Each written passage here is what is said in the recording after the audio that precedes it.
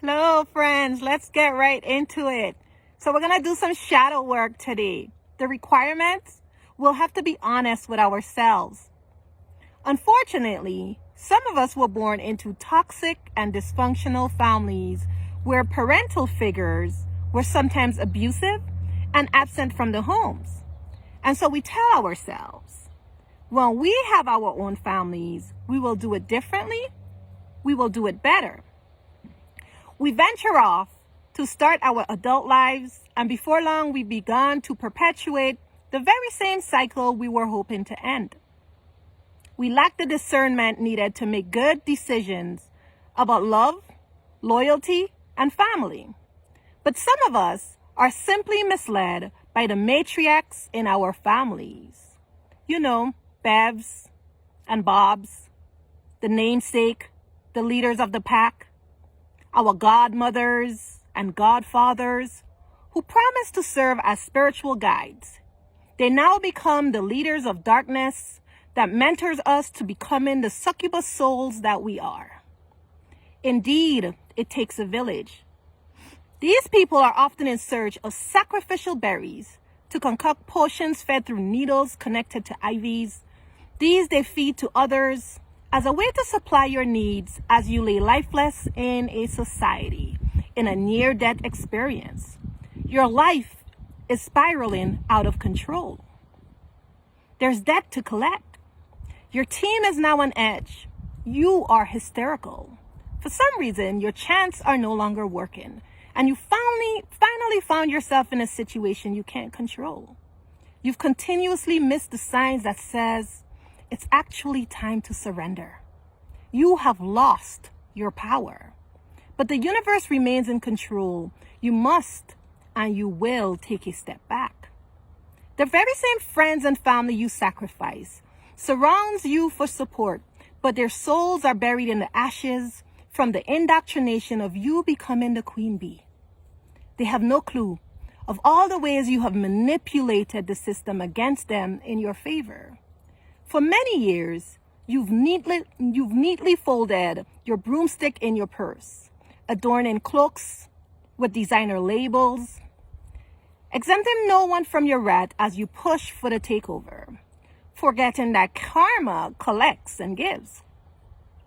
And what you put out into the universe will come back to you. That's the law of cause and effect. You are now forced to reflect on these falsehoods of what is love, what is loyalty? What is family? Your family traditions claim in religiosity as the foundation, but it's really your obsession and desire for power, your need to continue a family legacy. Those are the motivators of your behavior. So you host elaborate parties and events that's created to mask the emptiness that is felt in your life. You make continuous appearances at parties and other events as you continue to flaunt the illusions of your relationship.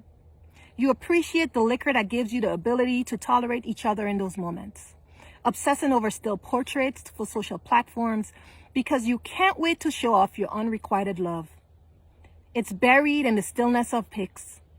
Your eyes displays the loneliness that is your stories of make-believe. You are simply playing house. We are the Joneses, you tell yourselves. Your circle, they desire to be you. You tell yourself that. But then you realize that you don't even want to be you. In the shadows, you secretly create social accounts with false locations. Sydney with an I, Australia. To spy on the very same people you gossip about. Your circle of gossip girls have perfected the ability to mask dead wishes and chaos with prayers. But the universe returns your wishes back to you and your circle every time. No one is ever left untouched. Your insecurities takes you on a wild sexual journey with lovers that's hidden as best friends. These people propose marriage to partners with promises of prestige and resources, promises to take over your communities in a calculated act of desperation for power. And though the deal sounds enticing, the party questions whether or not it's something they're interested in.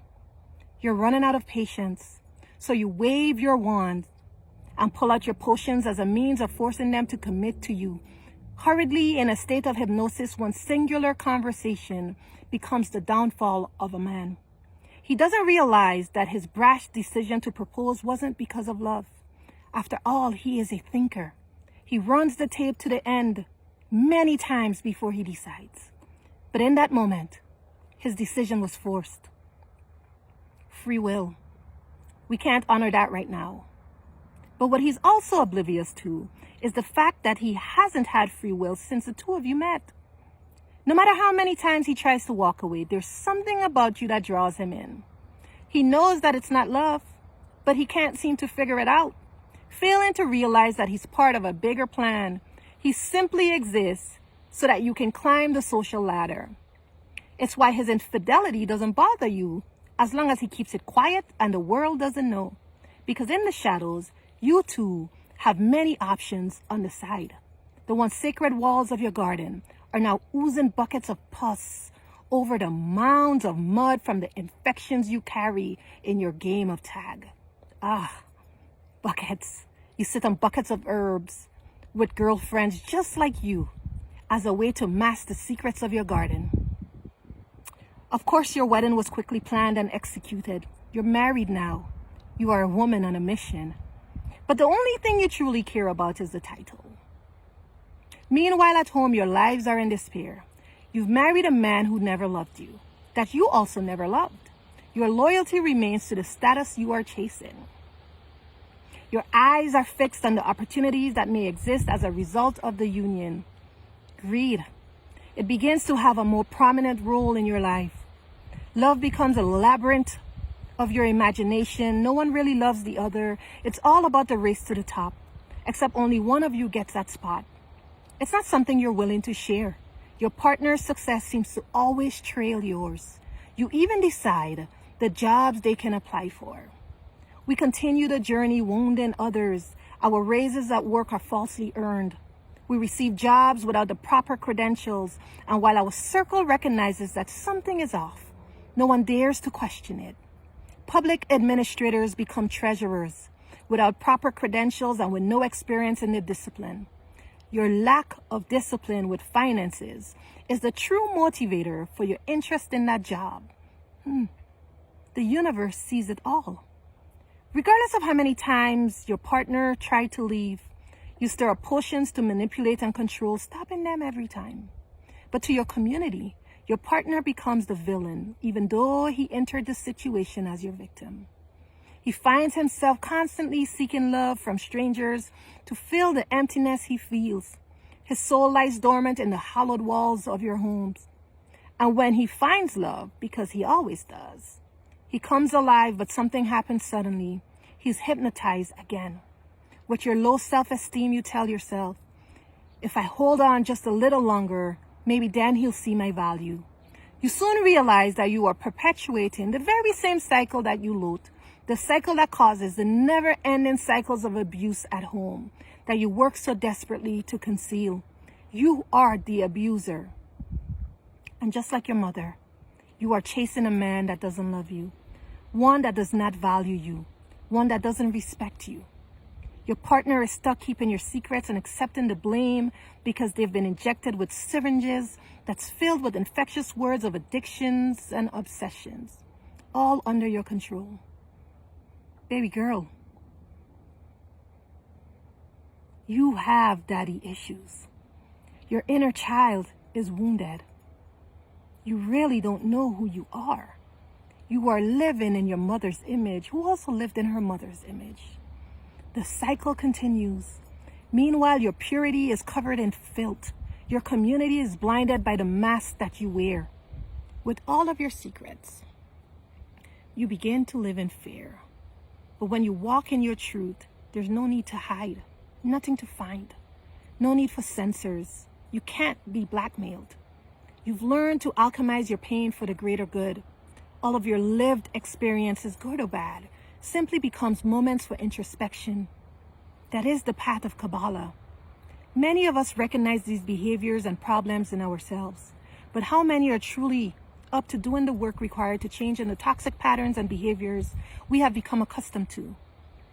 How many of us are willing to educate ourselves in order to change? How many are willing to reflect and look within? So tell me, how does your childhood experiences show up in your adult life? What are you currently reading as a means to self-improvement?